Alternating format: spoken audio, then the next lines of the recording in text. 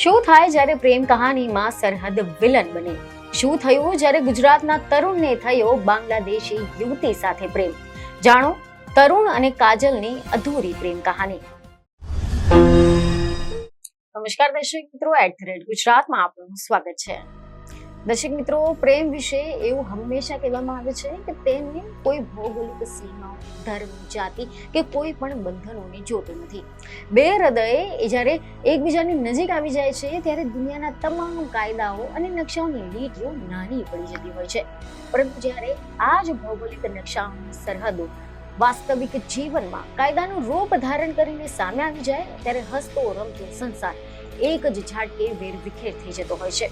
આવી જ એક હૃદયદ્રાવક અને કાયદાના સકંજામાં ફસાયેલી પ્રેમ કહાની હાલમાં ગુજરાતના આણંદ જિલ્લામાં ચર્ચાનો વિષય બની રહ્યો છે કે જ્યાં આણંદના લાંભવેલ ગામમાં રહેતા તરુણ પટેલના હસતા રમતા પરિવારમાં સરહદ જ એક સૌથી મોટી દુશ્મન બની ઊભી થઈ ગઈ છે. એક દાયકા પહેલા શરૂ થયેલી આ પ્રેમ કહાની આજે કાયદાકીય ગૂંચવણો, આંસુઓ અને અનિશ્ચિત ભવિષ્યના વમણમાં ફસાઈ ગઈ છે. બાંગ્લાદેશની એક યુવતી સાથે પ્રેમ થયા બાદ તમામ સામાજિક મુશ્કેલીઓનો સામનો કરીને લગ્ન ગ્રંથિથી જોડાયેલા તરુણ પટેલ હવે પોતાના પરિવારને તૂટતો બચાવવા માટે કાયદા અને સરકારની સામે આજીજી કરી રહ્યા છે.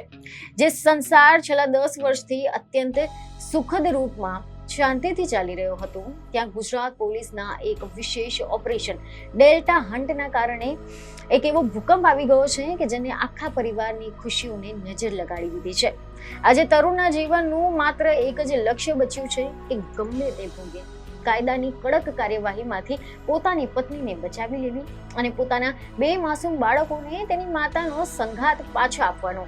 અને આ સમગ્ર મામલો માત્ર એક ગેરકાયદેસર વસવાટનો કેસ નથી, પરંતુ તે કાયદાની કઠોરતા અને માનવીય સંવેદનાઓ વચ્ચેની એક મોટી લડાઈ બની ચૂક્યો છે. એવા સમાચાર સામે આવી રહ્યા છે કે તરુણ પટેલના જીવનમાં 2 જૂનનો એ દિવસ એક કાળા દિવસ તરીકે અંકિત થઈ ગયો છે કે તેને જ્યારે તે ક્યારેય ભૂલી શકતો નથી. એ દિવસે અચાનક તેમના ઘરે પોલીસ આવી પહોંચી હતી અને આ પોલીસના આવવાનું કારણ કોઈ ગુનાહિત પ્રવૃત્તિ ન હતી, પરંતુ એક દીકરીનો પોતાની માતા પ્રત્યેનો પ્રેમ અને ચિંતા હતી.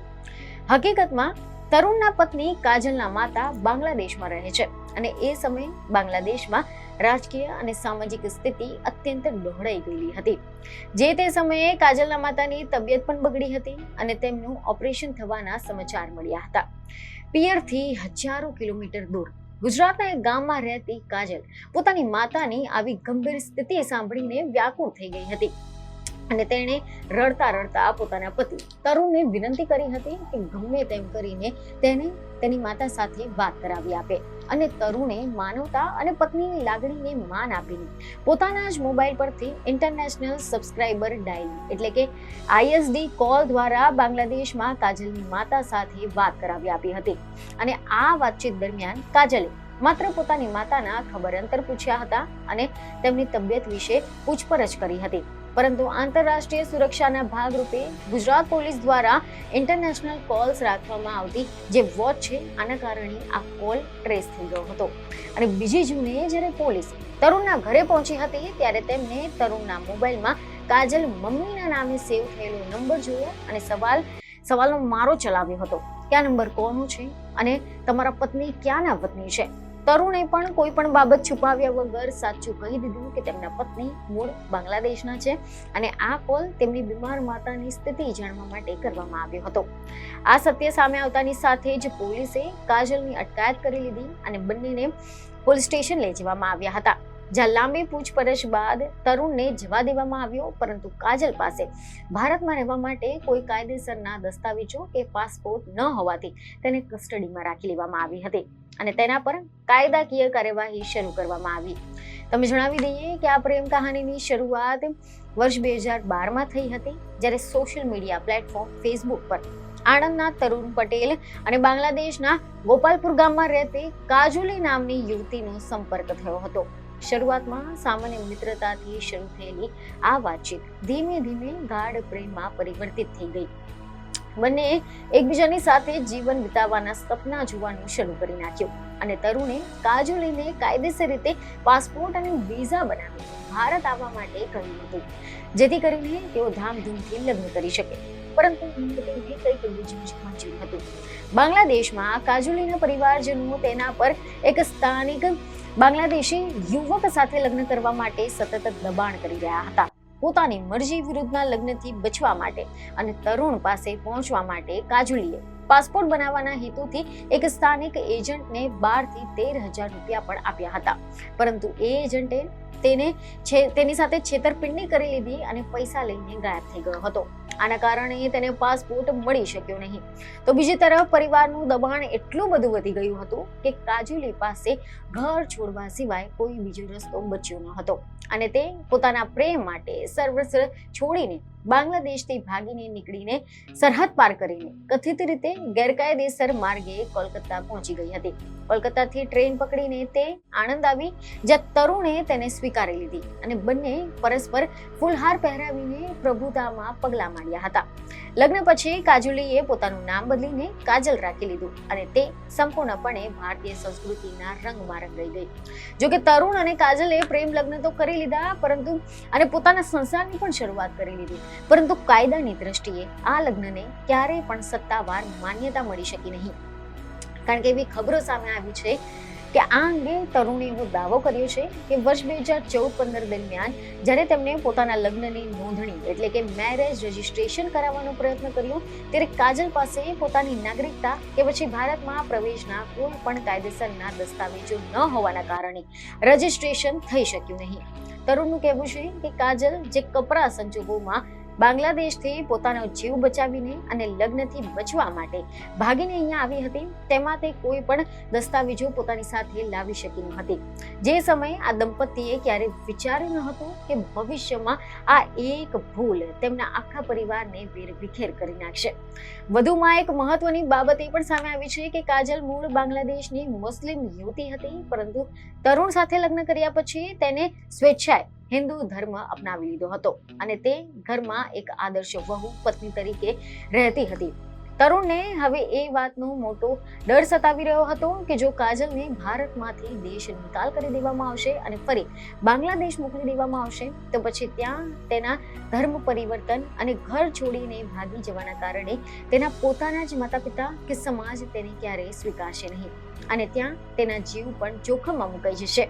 અને આથી જ કરીને તરુણ સરકારને સતત આજીજી કરી રહ્યા છે કે માનવતાના ધોરણે તેમની પત્નીને ભારતમાંથી કાઢવામાં ન આવે, કારણ કે છેલ્લા 10 વર્ષમાં તેનો કોઈ પણ ગુનાહિત રેકોર્ડ નથી અને તેઓ માત્ર શાંતિથી પોતાનું જીવન જીવી રહ્યા હતા. જોકે કાજલની પોલીસ સ્ટેશનમાં અટકાયત કર્યા બાદ આણંદના લાંભવેલ સ્થિત તરુણ પટેલનું ઘર અત્યારે માતમ જેવા માહોલમાં ડૂબી ગયું છે. તરુણના 2 માસૂમ બાળકો જેમને કાયદા કે સરહદોની કોઈ સમજ નથી, તેઓ દરરોજ રાત્રે પોતાની માતાને યાદ કરીને રડી રહ્યા છે. બાળકો સતત પોતાના પિતાને એક જ સવાલ કરી રહ્યા છે કે મમ્મી ક્યાં ગઈ છે અને તેને ઘરે ક્યારે લાવશો. આ સવાલનો જવાબ તરુણ પાસે નથી અને તે પોતાના બાળકોની આવી દયનીય સ્થિતિ જોઈને પોતે પણ આંસુ રોકી શકતા નથી. જોકે એવા સમાચાર સામે આવી રહ્યા છે કે હાલમાં કાજલને આણંદના નારી સંરક્ષણ ગૃહ એટલે કે જાગૃત મહિલા સંગઠનમાં રાખવી પડી છે. તો બીજી તરફ પોતાના પત્નીને દેશ નિકાલ થતી અટકાવવા માટે તરુણ પટેલે હવે કાયદાકીય માર્ગ પણ અપનાવ્યો છે. ગુજરાત હાઈકોર્ટના દરવાજા ખખડાવ્યા છે. તેમના વકીલ આ કેસને માનવીય દ્રષ્ટિકોણથી કોર્ટ સમક્ષ રજૂ કરવાના પ્રયાસો કરી રહ્યા છે. વકીલના જણાવ્યા અનુસાર તેઓ ભારતીય બંધારણની કલમ 21 એટલે કે જીવન જીવવાનો અને વ્યક્તિગત સ્વતંત્રતાનો અધિકારનો હવાલો આપીને કોર્ટમાં રજૂઆત કરશે. બંધારણની કલમ 21 અંતર્ગત મળતો આ મૂળભૂત અધિકાર માત્ર ભારતના નાગરિકો પૂરતો મર્યાદિત નથી, પરંતુ તે ભારતીય ભૂમિ પર રહેતી કોઈ પણ વ્યક્તિને મળે છે, પછી ભલે તે વિદેશી નાગરિક પણ કેમ ન હોય. આ ઉપરાંત કાયદામાં એવી પણ જોગવાઈઓ છે કે જો કોઈ વિદેશી વ્યક્તિ કોઈ ભારતીય નાગરિકની સાથે લગ્ન કરે છે અને લાંબા સમય સુધી ભારતમાં વસવાટ કરે છે તો તે ચોક્કસ શરતો અને દસ્તાવેજી પુરાવાના આધારે ભારતીય નાગરિકતા મેળવવા માટે પાત્ર ઠરે છે. જો કે આ કિસ્સામાં કાજલનો ગેરકાયદેસર પ્રવેશ સૌથી મોટી અડચણ બની ગઈ છે, પરંતુ વકીલને આશા છે કે 10 વર્ષનો શાંતિપૂર્ણ વસવાટ અને 2 ભારતીય બાળકોની માતા હોવાના કારણે કોર્ટ માનવતાવાદી અભિગમ અપનાવી શકે છે. આ સિવાય તરુણે આણંદના સ્થાનિક સાંસદ મિતેશ પટેલ સમક્ષ પણ આ મામલે ન્યાય મેળવવાની રજૂઆત કરી છે અને સાંસદ મિતેશ પટેલે પણ આ કેસની ગંભીરતા અને પારિવારિક સ્થિતિને જોઈને આશ્વાસન આપ્યું છે કે જ્યારે તેઓ દિલ્હી જશે ત્યારે કેન્દ્રીય ગૃહમંત્રી અમિત શાહ સમક્ષ આ સમગ્ર કેસની વિગતો મૂકશે અને આ પરિવારને તૂટતો બચાવવા માટે કોઈ પણ રસ્તો કાઢવા માટે વિનંતી કરશે. મહત્વનું છે કે કાજલની અટકાયત એ કોઈ વ્યક્તિગત કેસ માત્ર નથી, પરંતુ તે ગુજરાત સરકાર અને રાજ્ય પોલીસ દ્વારા ચલાવવામાં આવી રહેલી એક દેશવ્યાપી આંતરિક સુરક્ષા ઝુંબેશનો એક ભાગ છે. ગુજરાત સરકારે રાજ્યની આંતરિક સુરક્ષા, શાંતિ અને સલામતીને સુનિશ્ચિત કરવાના હેતુથી ઓપરેશન ડેલ્ટા હન્ટ નામની એક સઘન ડ્રાઈવ શરૂ કરી છે. આ ઓપરેશનનો મુખ્ય ઉદ્દેશ રાજ્યમાં ગેરકાયદેસર રીતે ઘૂસણખોરી કરતા જે વિદેશી નાગરિકો છે, ખાસ કરીને બાંગ્લાદેશી નાગરિકોની ઓળખ કરીને તેમનો દેશ નિકાલ કરવાનો છે. આ ઓપરેશન અંતર્ગત જૂન મહિનાના પ્રથમ સપ્તાહમાં જ ગુજરાત પોલીસ દ્વારા કથિત રીતે ગેરકાયદેસર રીતે રહેતા 362 જેટલા બાંગ્લાદેશી નાગરિકોની અટકાયત કરવામાં આવી હતી, જેમાં 103 પુરુષો, 188 મહિલાઓ અને 71 માસૂમ બાળકોનો સમાવેશ થાય છે. આના ઉપરાંત રાજ્યભરમાંથી આશરે 782 થી વધુ શંકાસ્પદ વ્યક્તિઓની સઘન પૂછપરછ પણ કરવામાં આવી છે. આમ આ ઓપરેશન રાષ્ટ્રવ્યાપી સુરક્ષા માટે અત્યંત મહત્વપૂર્ણ છે, પરંતુ કાજલ જેવા કિસ્સાઓમાં કે જ્યાં એક પરિવાર ભાવનાત્મક રીતે જોડાઈ ચૂક્યો છે, ત્યાં કાયદાની આ કઠોરતા અને માનવતા વચ્ચેનો મોટો સંઘર્ષ જોવા મળી રહ્યો છે.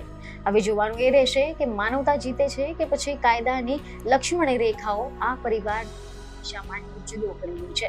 તો દર્શક મિત્રો, હવે આ વિષય પર તમારું શું માનવું છે તમને કમેન્ટમાં જરૂરથી જણાવો. બીજને ખબરો સાથે ફરી મળીશું. ધન્યવાદ.